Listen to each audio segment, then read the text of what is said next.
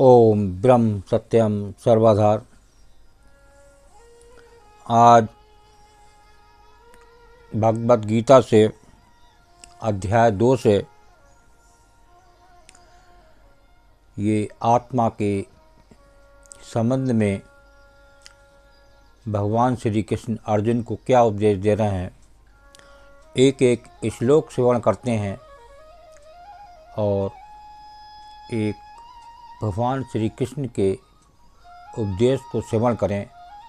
ये उपदेश पूरी संसार के लिए है भगवान श्री कृष्ण का।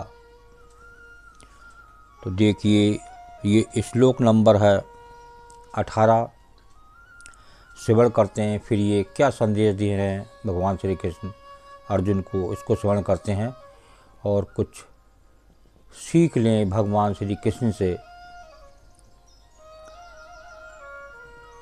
अंतबंत इमे देहा नित्यस्योक्त शरीरिणः अनाशिनो प्रमेयस्य तस्माद्युध्यस्व भारत। देखिए क्या इसमें श्रवण करते हैं। इस नाश रहित अप्रमेय नित्य स्वरूप जीवात्मा के अंतबंत इमे देहा नित्य शोक्ता शरीरा। इस नाश रहित अप्रमेय नित्य स्वरूप जीवात्मा, ये सब शरीर नाशवान कहे गए हैं। इसलिए हे भरतवंशी अर्जुन, तू युद्ध कर। ये जितने भी जीवात्मा के ये सब शरीर हैं, ये नाशवान हैं। इसलिए भगवान श्री कृष्ण अर्जुन से कह रहे हैं, तू युद्ध कर। आगे श्लोक को श्रवण करते हैं। ये श्लोक क्या संदेश दे रहा है। ये 19वां श्लोक है। य एनौ वेत्ति हन्तारै यश्चैनं मन्यते हतम् उभौ तौ नाभिजानीतो नायं हन्ति न हन्यते। देखिए इसमें क्या संदेश है भगवान श्री कृष्ण का। जो इस आत्मा को मारने वाला समझता है, या एन वेत्ति हन्तारै, तथा जो इसको मरा मानता है, जो इस आत्मा को मारने वाला समझता है तथा जो इसको मरा मानता है, वे दोनों ही नहीं जानते, क्योंकि ये आत्मा वास्तव में ना तो किसी को मारता है और ना किसी के द्वारा मारा जाता है। ये संदेश दिया अर्जुन जी को कि आत्मा ना तो किसी को मारता है और ना कोई इसको मारने वाला है। आइए इससे अगला श्लोक 20वां श्रवण करते हैं। ये क्या संदेश दे रहा है।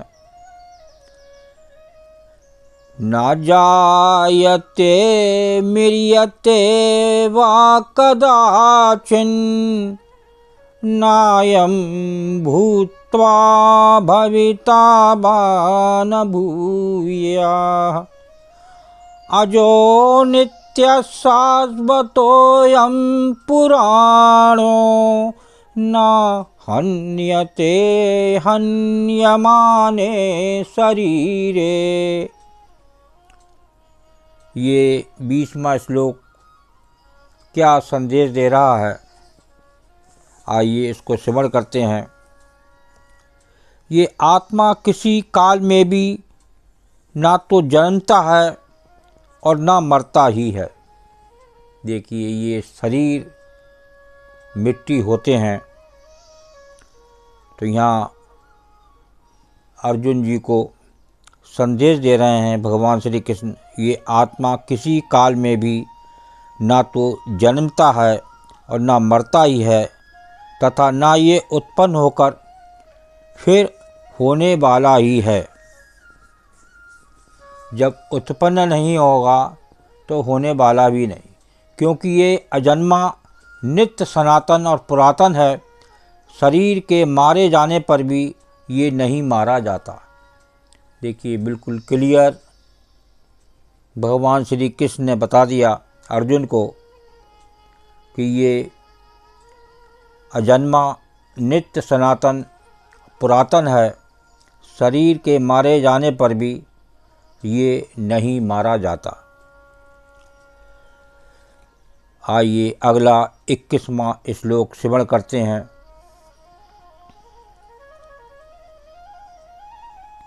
वेदा विनाशिनं नित्यं य एनमजमव्ययं कथं स पुरुषः पार्थ कंघात्यति हन्तिकम्। देखिए, ये क्या संदेश दे रहे हैं इस श्लोक के माध्यम से। ये 21वां श्लोक है। हे पृथा पुत्र अर्जुन, जो पुरुष इस आत्मा को नाश रहित, नित्य, अजन्मा और अव्यय जानता है, वेदा विनाशिनम नित्यं या एनमजमव्ययम्। हे पृथा पुत्र अर्जुन, जो पुरुष इस आत्मा को नाश रहित, नित्य, अजन्मा और अव्यय जानता है, वो पुरुष कैसे किसको मरवाता है और कैसे किसको मारता है। देखिए, बिल्कुल साफ साफ संदेश दे दिया इस 21वें श्लोक में। तो ये एक लास्ट श्लोक और श्रवण करते हैं। ये शरीर के बारे में इस अर्जुन को क्या संदेश दे रहे हैं। ये लास्ट श्लोक 22वां। आज फिर इसके आगे दास कोशिश करेगा अगले वीडियो में। वासांसि जीर्णानि यथा विहाय नवानि गृह्णाति नरोपराणि तथा शरीराणि विहाय जीर्णान्यन्यानि संयाति नवानि देहि। देखिए, इस देही के बारे में इस संसारी मनुष्य को और अर्जुन जी को क्या संदेश दे रहे हैं। जैसे मनुष्य पुराने वस्त्रों को त्याग कर दूसरे नए वस्त्रों को ग्रहण करता है, वैसे ही जीवात्मा पुराने शरीरों को त्याग कर दूसरे नए शरीरों को प्राप्त होता है। ये बात बहुत समझने की है। फिर एक बार श्रवण करें इस श्लोक का भावार्थ। ये 22वां श्लोक है अध्याय 2 का। जैसे मनुष्य पुराने वस्त्रों को त्याग कर दूसरे नए वस्त्रों को ग्रहण करता है, वैसे ही जीवात्मा पुराने शरीरों को त्याग कर दूसरे नए शरीरों को प्राप्त होता है। भाई, जब पुराने कपड़े हो जाते हैं तो हर संसारी मानव इन कपड़ों को उतारता है। उसी प्रकार ये प्रभु की लीला है।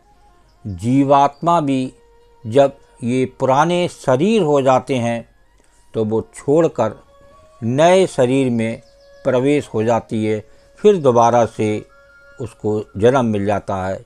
इसलिए ये जीव की मौत नहीं होती।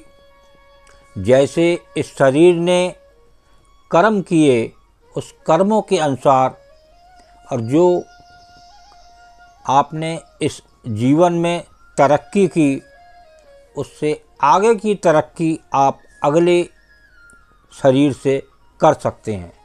लेकिन ये हमें याद नहीं रहता, कहाँ से आया कहाँ नर जाए, कौन तेरो मुकाम, मंगत सार विचारना मानुष जन्म का काम। ये गुरुदेव की वाणी है।